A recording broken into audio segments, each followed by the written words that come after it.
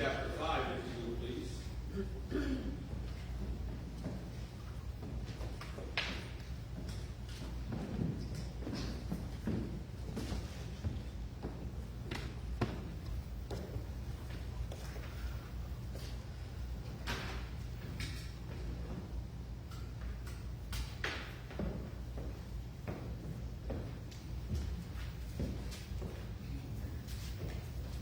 All right, we are making our way through Paul's first letter to the church in Thessalonica.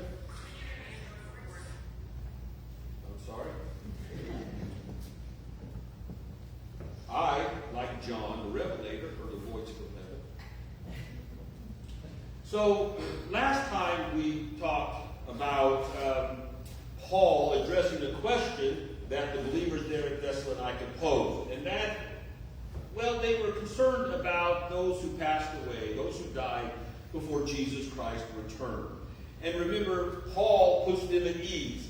He basically tells them that those who die before the return of Christ, they're okay. That when Christ returns, they will come up out of the grave. Remember that word, they will arise. This is the word from which we get our English word resurrect. Literally in Greek means they will rise up or stand up. Like it makes this imagery that they're asleep, right? He says, there are those who sleep in the Lord, those who are asleep in the Lord. He says they will stand up or rise up. In other words, they're going to come out of that grave. And then we will also rapture. The Greek word there is translated into the Latin as raptura, from which we get our English word rapture. Then we'll be caught up together. And thus, he says, take encouragement. Be encouraged. Those who have fallen asleep, they're not missing out. They will join us. We'll all be lifted up together, raised up together, raptured up together to meet the Lord in the air. Now, he's not finished with this topic. Obviously, there was some anxiety on the part of the believers there in Thessalonica about, remember, they're a young church, and they are in the throes of persecution. And there's no question, or no doubt, I should say, but what they wanted to know when the Lord was going to deliver them from all of this.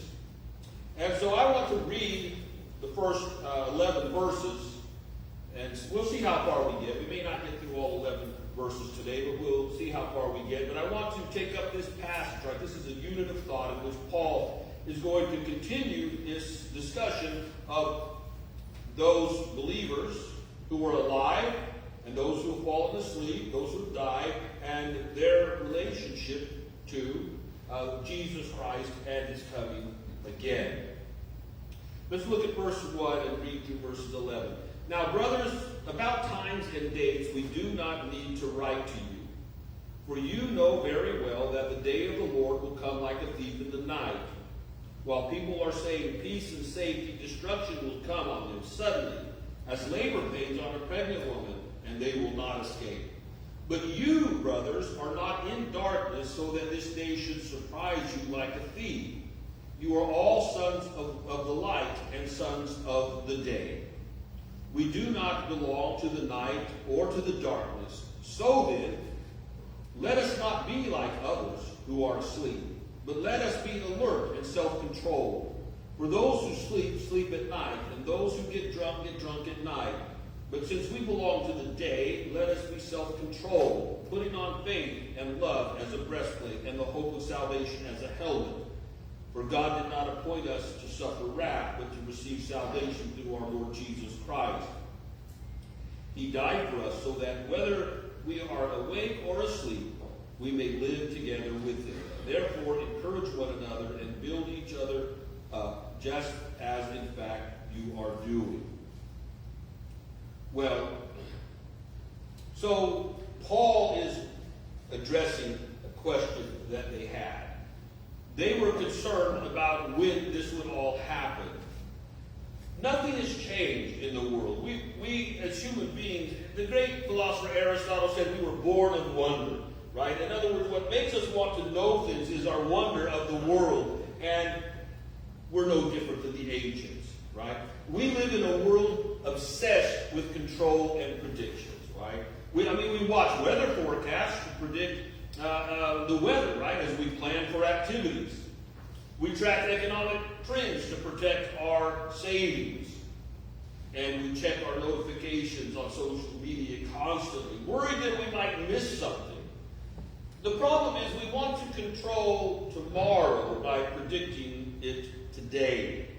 And what Paul wants to do is help them understand this you cannot predict. So the believers there in Thessalonica, they were gripped with worry. Remember, they're in the throes of persecution. They were facing intense persecution daily.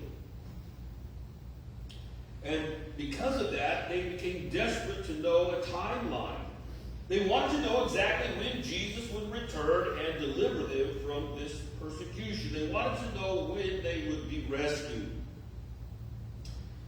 Again, it's a young church.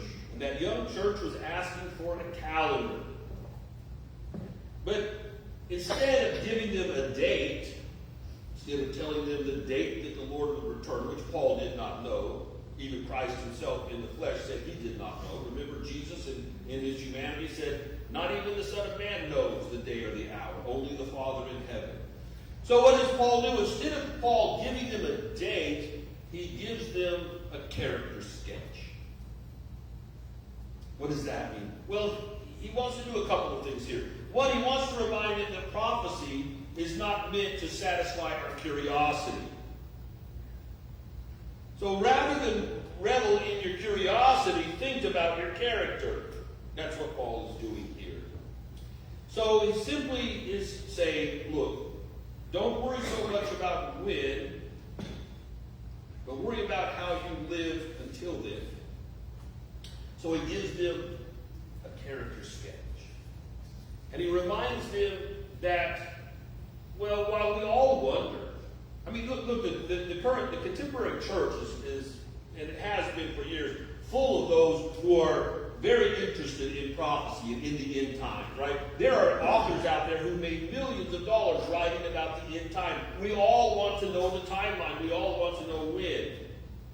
And it's like I said last time, the reason for that is so that, if you tell a child, I'll be back home at 3, get cleaned up, you have your room clean, well, about 2:55, they're going to get started, maybe. And what God is interested in is not us looking and waiting so that we can squeeze in just in time, but he wants us to understand how we ought to live in anticipation and while we're waiting for the return of Jesus Christ. So we should not look at prophecy, right, in the sense of being curious about so that we might place some date or some time. That's what happens in these passages of Scripture. Those of you who have been with me for years know that I speak very little about prophecy because the church gets so future-minded that it forgets about the day.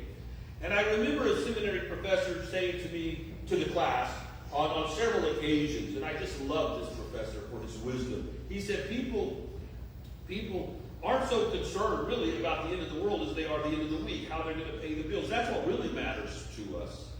But as a curiosity, it becomes sort of a curiosity. What's going to happen and when? What can I expect? And what Scripture really wants us to do is focus on today and the life we live and the character we develop in the present. That is, wants us to mature spiritually. Remember, we've talked all about spiritual maturity throughout this letter. That's what Paul is doing. He's telling them that the will of the Lord is their sanctification, is their maturity. Work on your life. Don't worry so much about when this end time event will happen. So he tells them really this prophecy, that is the prophecy of the return of Christ, is meant to change our conduct, not pique our curiosity.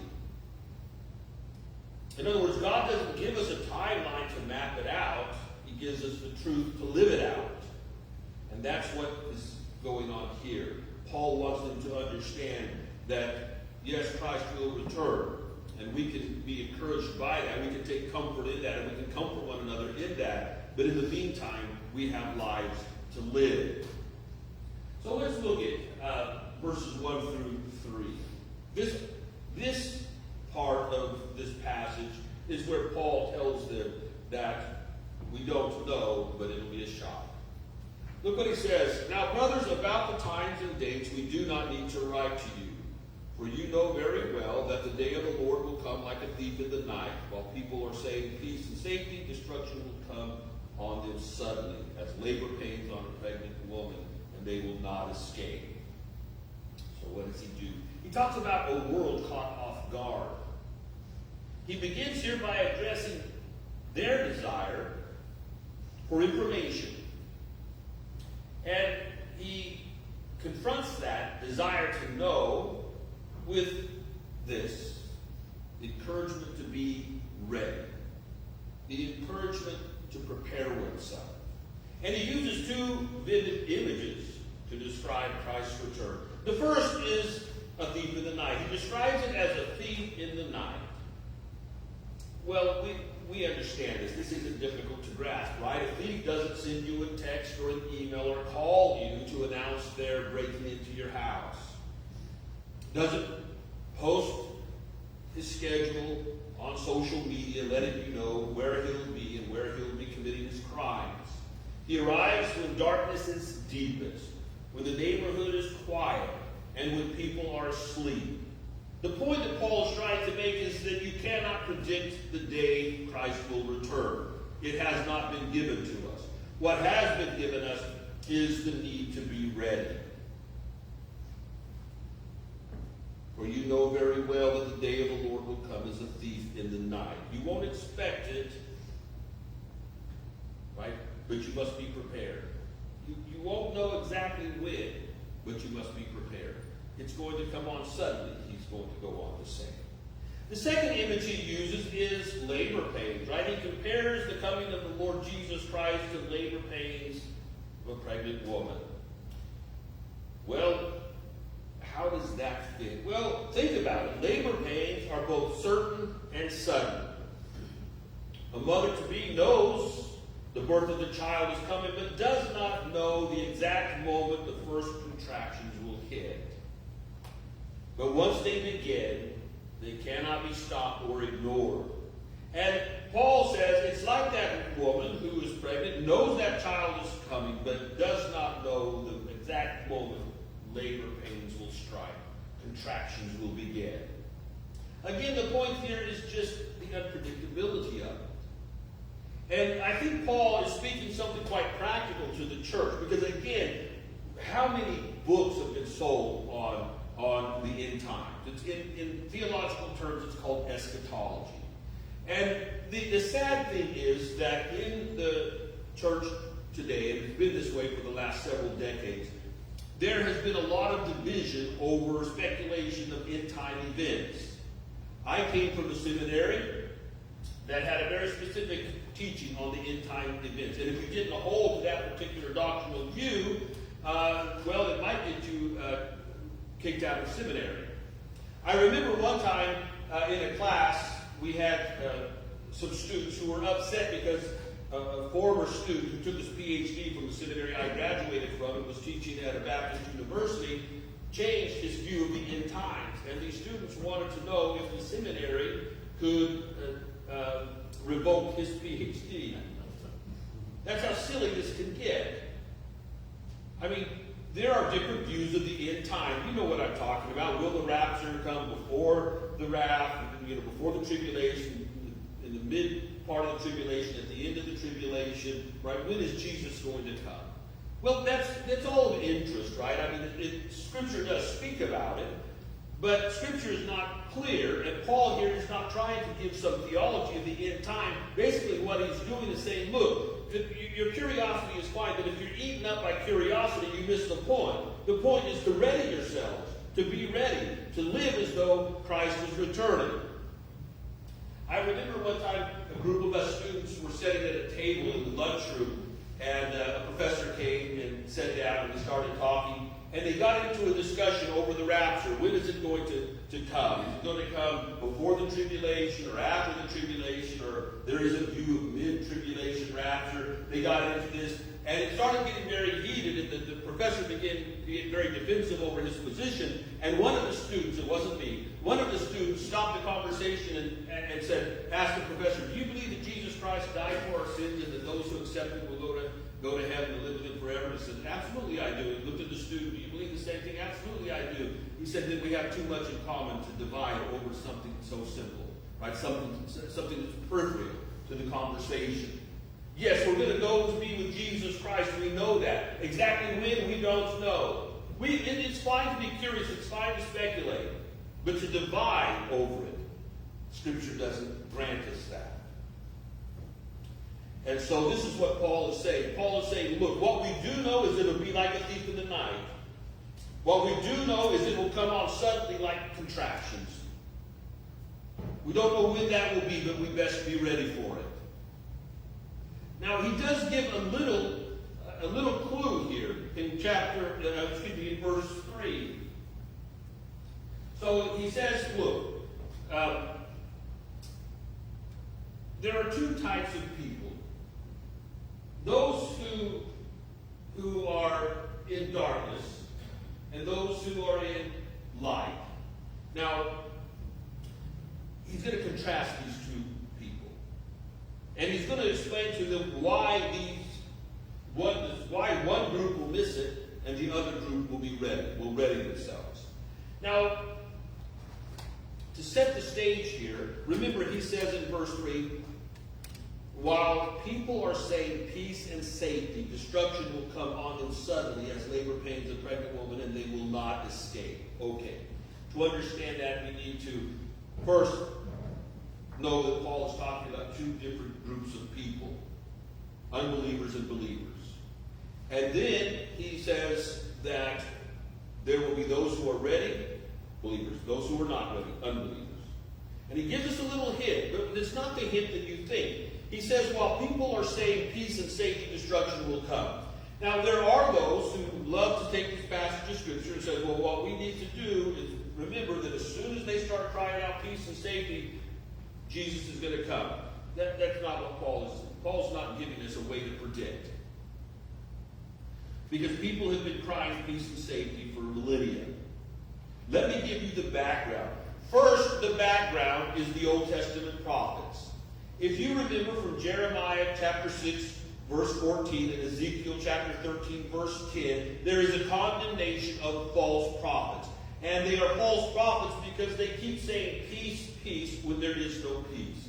So you can look those up yourself. Jeremiah 6:14 and Ezekiel 13:10. Both Jeremiah and Ezekiel condemn those false prophets who comfort the hearts of the people by saying, peace, peace, all is peace, when there is no peace. When the judgment of God is on the people. You see, this is what Paul is pointing out. These false prophets, to capture the heart of the people, to ingratiate themselves to the people in the midst of God's impending judgment, they will say, peace, peace, all is peace. In other words, they're going to preach, you're okay, everything's fine, you're okay, everything's peace. And then Ezekiel tells us sudden calamity strikes, the judgment of God. That's the background. But there's a more immediate background for Paul, and that is the Roman Empire. You remember now, Paul occupies a period of history in which Rome rules. The great Roman Empire. And you remember the Pax Romana, the peace of Rome. And there was a slogan that went out through that Roman Empire. Pax et Securitas. Peace and security. Peace and safety. What were they doing? Well, they were basically saying the Roman government, right? The Roman Empire, those who ruled, were simply saying that Roman military might and governance will usher in a period of peace and tranquility. A period of history in which everyone will be secure. This was the promise.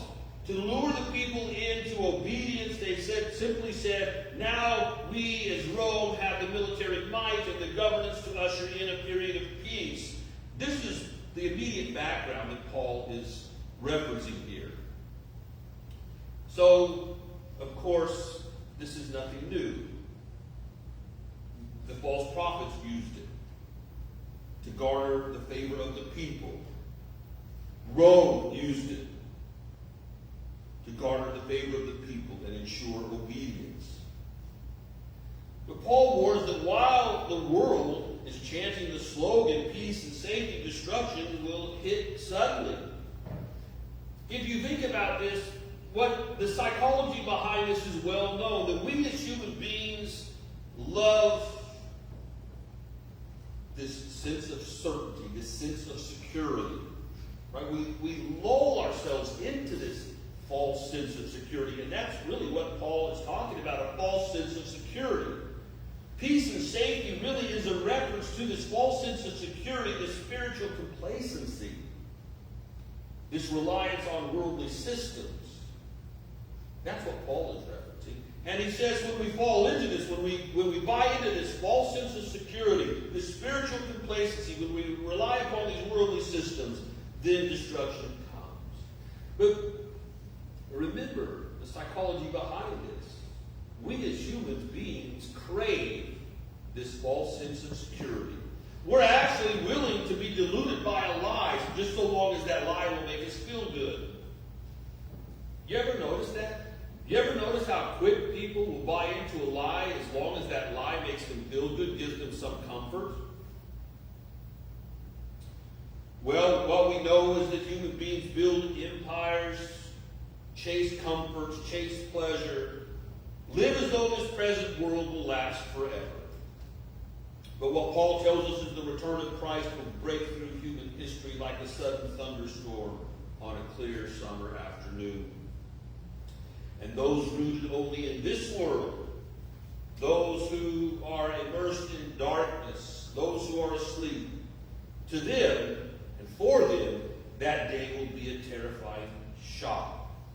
This is where Paul is going. This is Paul's point. Right? Paul, again, is not trying to lay down some end-time doctrine. He is saying, yes, Christ is going to return. We don't know when. Rather than speculate about it, be ready for it. Now, those who will be ready, of course, are those who live in the light, those who are alert, those who are self-controlled. So, look what he says here. But you. So he makes this contrast, right? Paul immediately shifts his tone to talk about the children of the day. Right? He's basically saying we can break spirituality into two groups. Those who are spiritually aloof and those who are spiritually awake. Or those who slumber and those who are awake.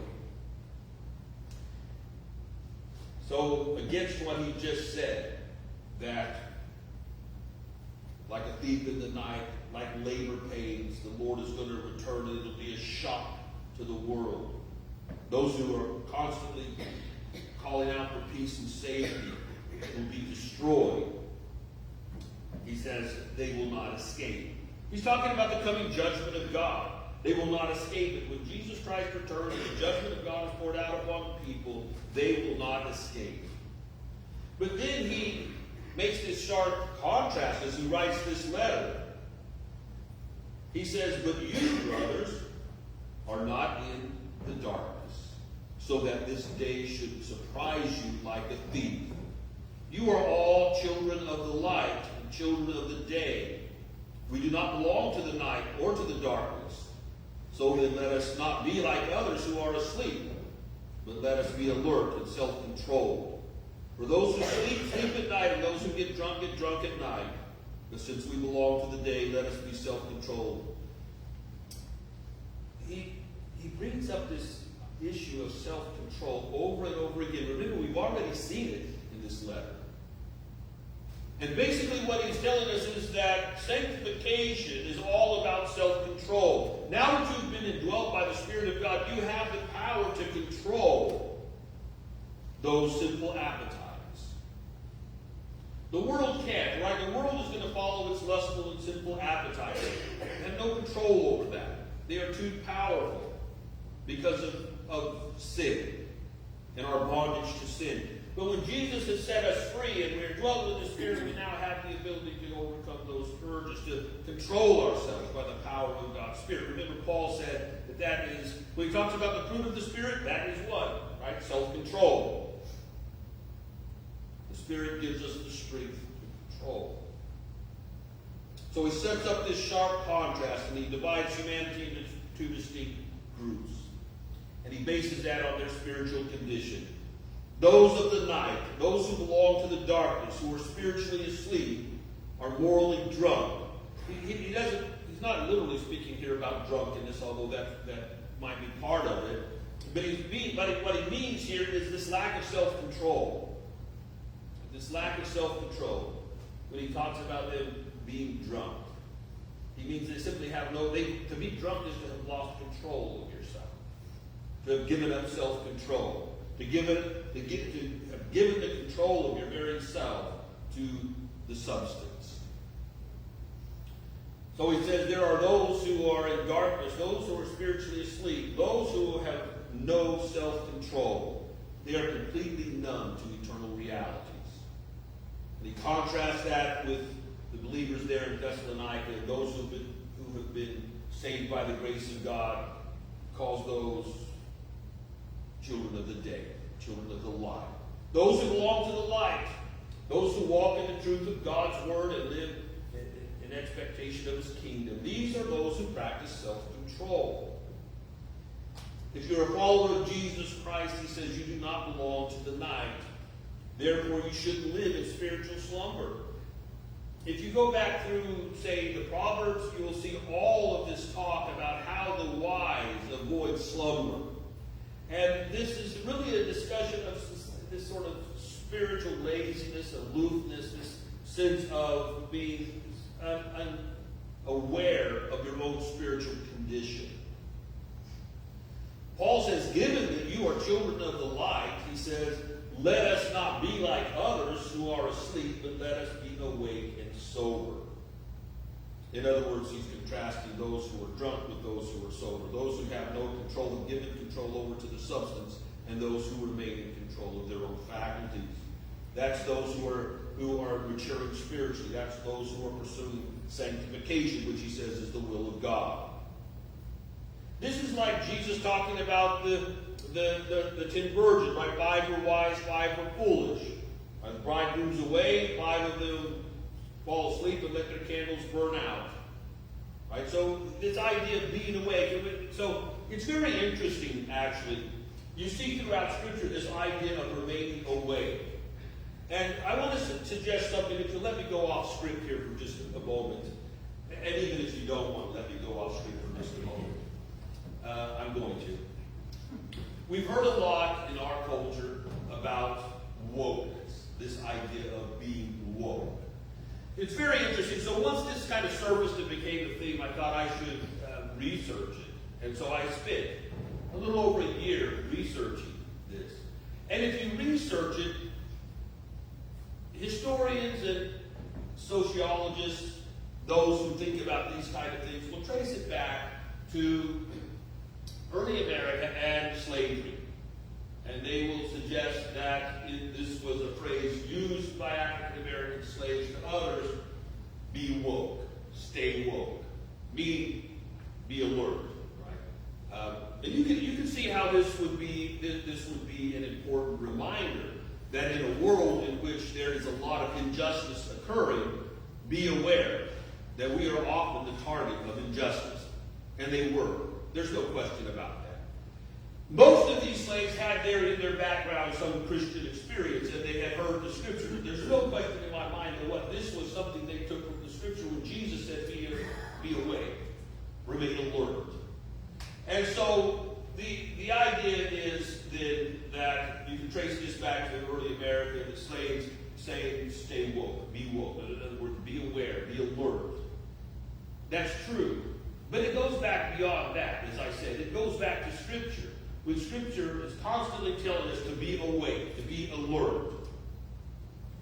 And the interesting thing here, if you let me contrast this for just a moment.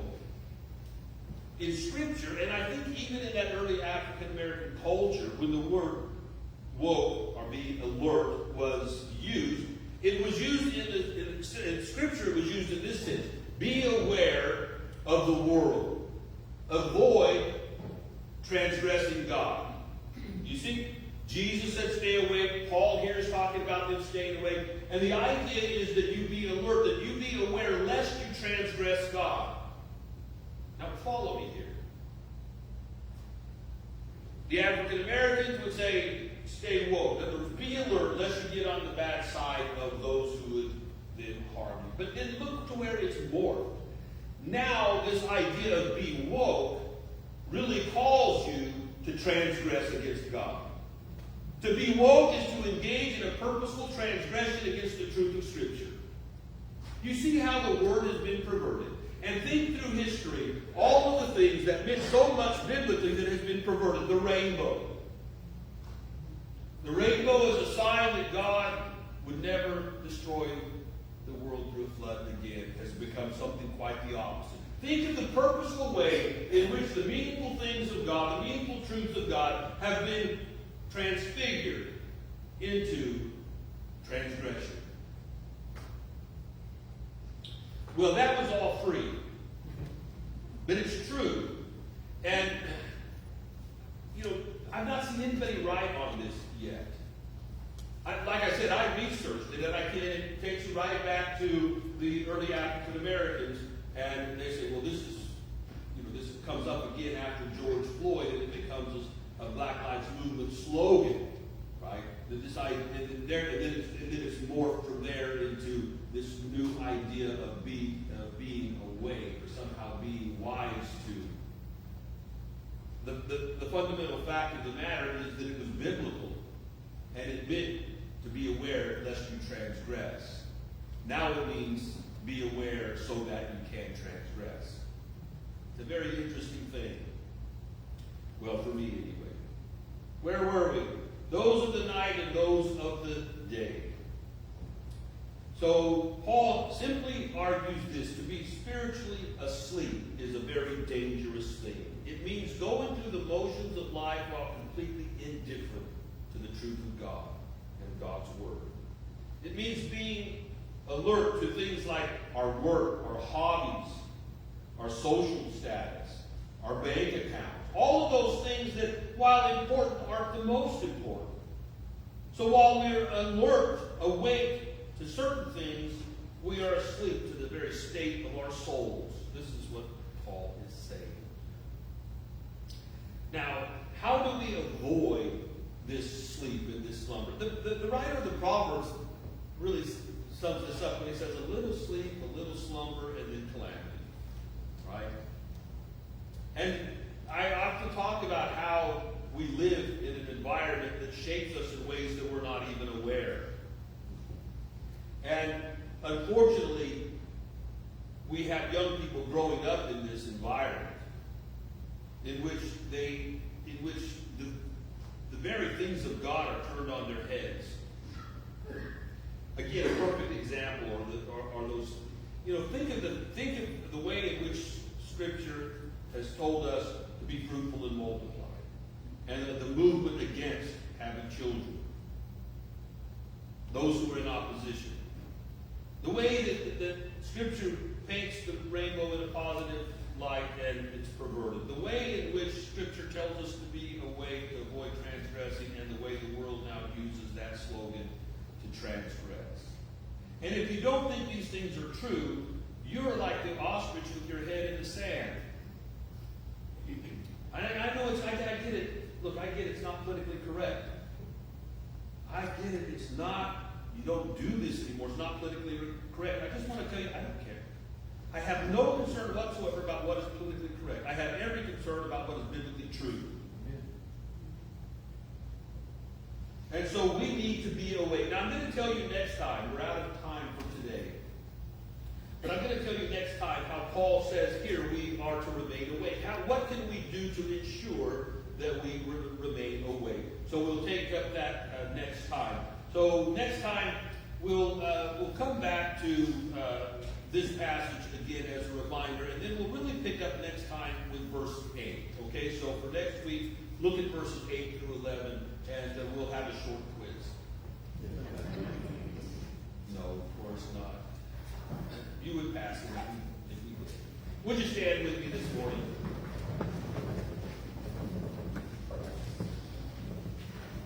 Let's close in a word of prayer. Father, we thank you for this day, for your love, your mercy, your goodness, your grace. We thank you for your word is true.